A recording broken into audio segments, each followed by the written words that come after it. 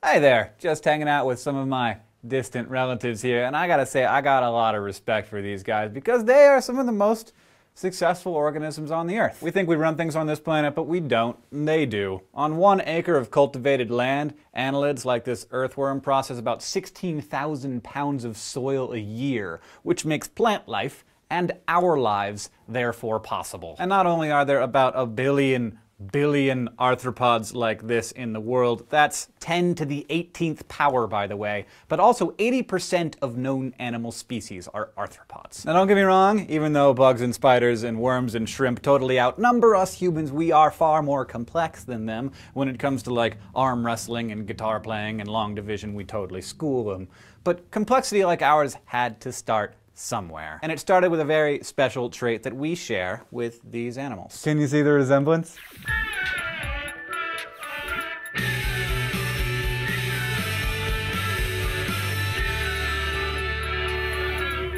Last time we talked about how in the very simplest animals there are 2 traits that indicate an animal's relative complexity. There's how many germ layers they develop when they're embryos, and whether or not they have a coelom, or a body cavity that holds their organs. So it's in the next 2 phyla, Annelida and Arthropoda, where we find the new big thing in animal complexity: segmentation. Segmentation is the repetition of anatomically identical units that can be added to and modified to serve different purposes as animals evolve. And evolution is the way to win it, folks. In fact, the 3 biggest and most diverse groups of animals in the world are the ones that display segmentation: Annelida, Arthropoda, and Chordata, which includes the vertebrates. All segmented animals have a common ancestor that probably lived about 600 million years ago. That's how long ago it was when one of your grandparents, and one of the earthworm's grandparents, and one of the beetle's grandparents all played on the same softball team. Pretty crazy. Segmentation has proven to be unbelievably useful from an evolutionary perspective. In humans, you see anatomically identical pieces repeated along an axis from our butts to our heads. They can be a little hard to see because they're so highly modified, but think about our vertebra, their segments, our ribs,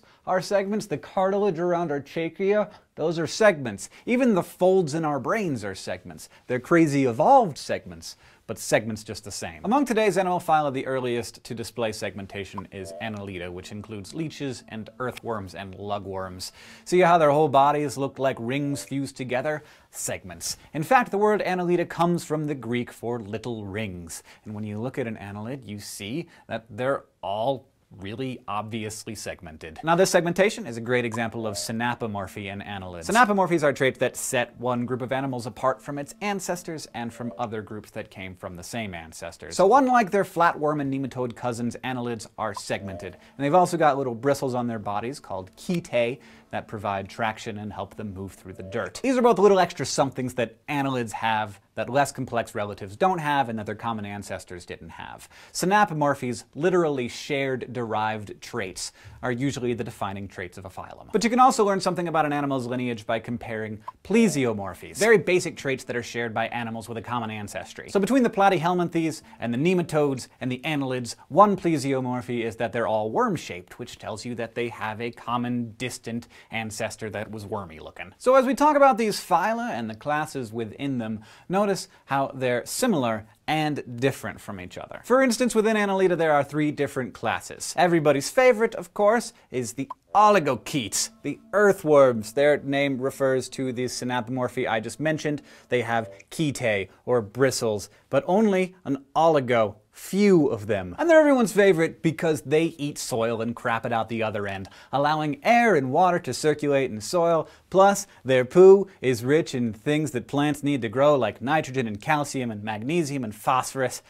And now I'm gonna go wash my hands. Now onto the class Herudinia, the leeches, a lot of which are parasitic and, eat blood and other bodily fluids. The synapomorphy of leeches are their powerful suckers. They've got them on both ends of their bodies, the posterior one being used to anchor itself, while the anterior one that surrounds its mouth attaches to its host.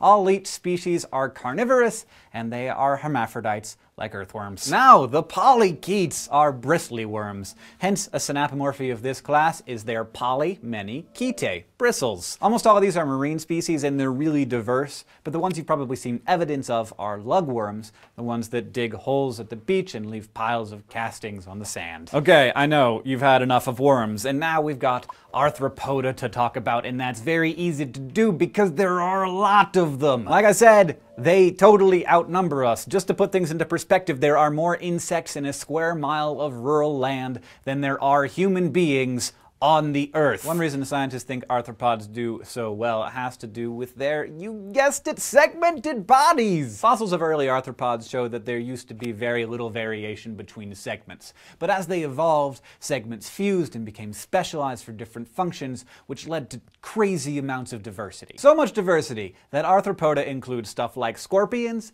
butterflies, and lobsters, which I know seems like maybe a bit of a stretch, but here are the synapomorphies that make them all arthropods. 1. They have segmented bodies that, in most cases, are broken up into 3 segments: head, thorax, and abdomen. And check this out. Here, segmentation in arthropods is a good example of plesiomorphy. It's a basic ancient trait that they share with annelids, and us chordates for that matter, dating back to that softball game our forebears played some 600 million years ago. 2. All arthropods have an exoskeleton, a hard outer shell made out of chitin, which is a really tough carbohydrate that's chemically similar to the cellulose that you find in plants. And in order to grow bigger, they actually have to shed it. And be glad that you don't have to do that because it looks like kind of a traumatic experience for them. Finally, they've all got paired and jointed appendages, which is actually where their name comes from. Arthropod means jointed feet. But it's not just their legs that are jointed. Some of them have claws and jointed antennae, and they all have these external mouth parts that are also jointed. So that's what arthropods have in common. But they are grouped into 4 subphyla based on how they differ from each other. First, and perhaps most terrifying, you have your Cheliceraformes, which include spiders and scorpions, but also horseshoe crabs, which are kind of nice, and ticks, which aren't, and mites, which don't bother you at all. Probably. They might. Cheliceraformes comes from the Greek for arm lips, which, whatever Greeks, refer to their long fang-like pinchers. Unlike a lot of arthropods, they have simple eyes with just one lens, not compound eyes like flies, and they lack antennae. Most Cheliceraformes are landlubbers, but the fossil record tells us that a lot of them were marine back in the olden days. Sea spiders and horseshoe crabs are the only ones left now. The largest class of Cheliceraformes are the arachnids, the group that includes spiders, scorpions, and ticks and mites. And they have what's called a cephalothorax, which is a head segment and a thorax segment fused together, with 8 legs and an abdomen behind. Most arachnids are carnivorous or parasitic, and they're very skittery.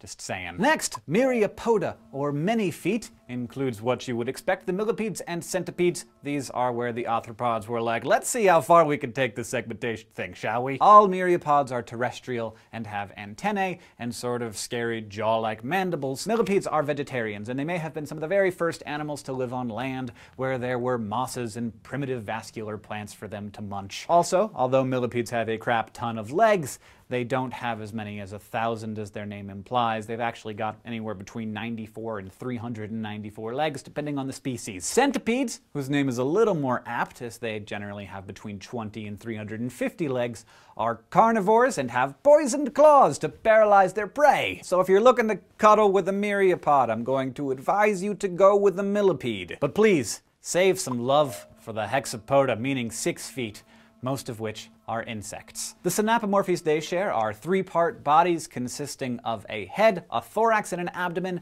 3 pairs of jointed legs that come off the thorax, compound eyes, and 2 antennae. Now, think of any random way you could put these characteristics together and you probably come up with something that exists. Because you guys, there are so many damn insects out there, you have no idea. There are more species of insects than there are all other animal species combined. Which is why I'm taking this opportunity to do a biolography, the Insects edition.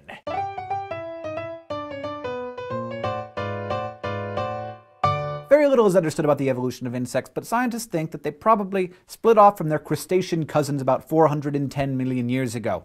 And for tens of millions of years, insects and some little skittery invertebrates were about the only land-dwelling animals. About 320 million years ago, thanks to the high oxygen levels of the Carboniferous period, some insects grew to be terrifyingly big, like the Meganora, which looked like a dragonfly with a 2-foot wingspan. But since an insect's size is restrained by its respiratory system, as oxygen levels went down, these massive insects couldn't circulate enough oxygen to keep their gigantic bodies going, and they died off. The next major milestone of insect history occurred around 120 million years ago, which is when most flowering plants evolved, and with it, the sweet spirit of cooperation that insects and flowering plants still share to this day. In fact, some insects and flowering plants have co-evolved really neat pollination strategies so that they basically evolved together, which I think is really sweet, and as a result of insect pollination, flowering plants are now the overlords of the plant world, and thus everything smells nicer and looks prettier. Thanks, insects. Insects are the only arthropods that have developed the ability to fly, and it has served them well. Insects' wings are just extensions of the cuticle of the thorax, so unlike birds and bats, which have to sacrifice walking legs in order to evolve wings, insects are just as graceful on the ground as they are in the air. But in order to be so awesome, insects had to develop this crazy thing called metamorphosis. In partial metamorphosis, the young, called nymphs, look exactly like the adult of the species and undergo a series of molts which allows them to get bigger and bigger, but they look basically the same the whole time. Most of the types of arthropods do this, and some insects, including grasshoppers and cockroaches. However, complete metamorphosis is a process unique to some insects that lets them completely change shape. Maggots turn into flies, mealworms turn into beetles, caterpillars turn into butterflies. The baby insect, called a larva, I have one right here, this is a rhinoceros beetle larva, pretty gross, hangs out and eats until it's time to build a little case around itself called a pupa. This is the rhinoceros beetle pupa, which is exceptionally creepy.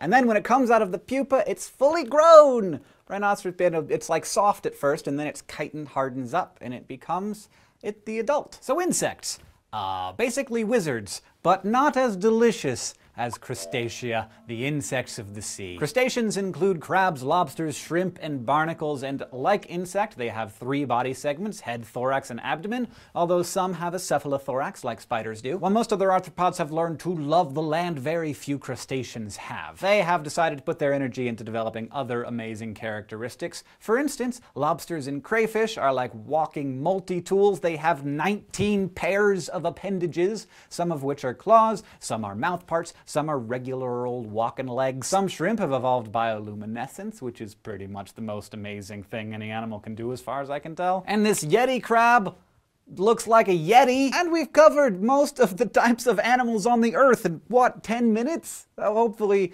now you can see the resemblance between these guys. I love my caterpillar.